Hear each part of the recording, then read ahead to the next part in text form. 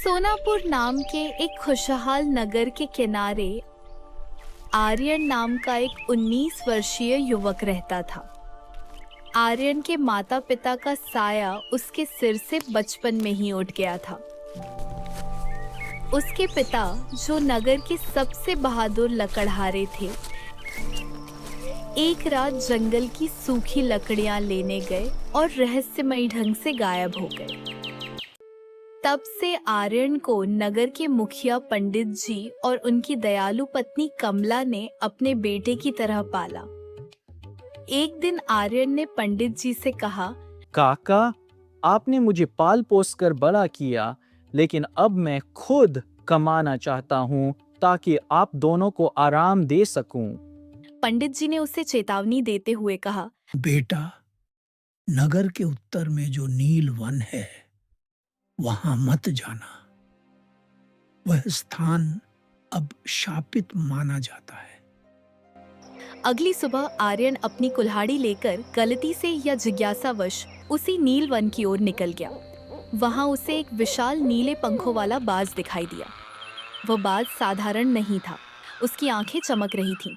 अचानक वह बाज इंसानी आवाज में बोला, डरो मत आर्यन, मैं तुम्हारे पिता के बारे में सब जानती हूँ। मैं कोई पक्षी नहीं बल्कि एक अप्सरा हूँ, जिसे एक दुष्ट तांत्रिक ने इस रूप में कैद कर दिया है। आर्यन चौंक गया। बाज ने उसे प्रलोभन दिया, अगर तुम मुझे इस कैद से आजाद कर दो तो मैं तुम्हें उस गुप्त तहखाने का रास्ता बताऊंगी जहां तुम्हारे पिता को बंदी बनाकर रखा गया है। बदले में तुम्हें बस एक प्राचीन रंगहीन की गदा को तोड़ना होगा जो पास की गुफा में है।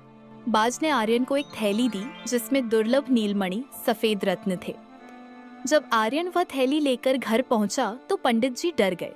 उन्होंने कहा, यह रत्न हमारे राजा विक्रम सिंह के खजाने के लगते हैं। यदि हमने इन्हें छिपाया तो यह अपराध होगा। आर्यन और पंडित जी राजा के पास पहुंचे। राजा लालची था। उसने झूठ बोला कि ये रत्न उसी के हैं। उसने आर्यन को इनाम में कुछ स्वर्ण मुद्राएं देकर टाल दिया। आर्यन चुप रहा क्योंकि उसे रत्नों से ज्यादा अपने पिता की तलाश थी। अगली रात जब आर्यन गुफा की ओर बढ़ रहा था, उसे एक वृद्ध तपस्वी मिले। तपस्वी ने आर्यन को रोका और कहा, पुत्र, जिस बाज पर तुम विश्वास कर रहे हो वह कोई अप्सरा नहीं बल्कि एक मायावी राक्षसी है।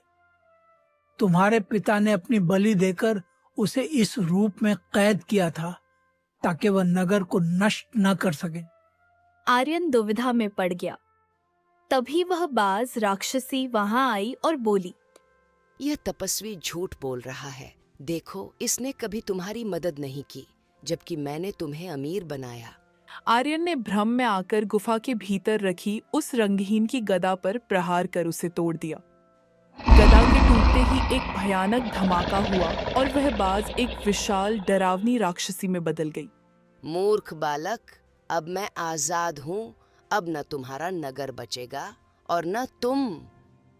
अपनी गलती का एहसास होते ही आर्यन की आंखों में आंसू आ गए।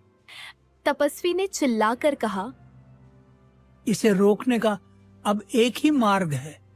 जो रक्त इस वंश का है उसे इस गुफा के पवित्र अग्निकुंड में खुद को समर्पित करना होगा। तभी यह राक्षसी फिर से पत्थर की बन जाएगी। पंडित जी और तपस्वी ने आर्यन को रोकना चाहा, लेकिन आर्यन ने साहस दिखाते हुए कहा, यह विपत्ति मेरी नासमझी से आई है। इसका अंत भी मैं ही करूंगा। मेरे पिता ने नगर के लिए जान दी थी। आज मैं उनके सम्मान के लिए यह करूंगा।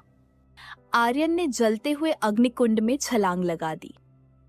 एक तेज रोशनी हुई और वह राक्षसी हमेशा के लिए एक बेजान पत्थर की मूर्ति में बदल गई।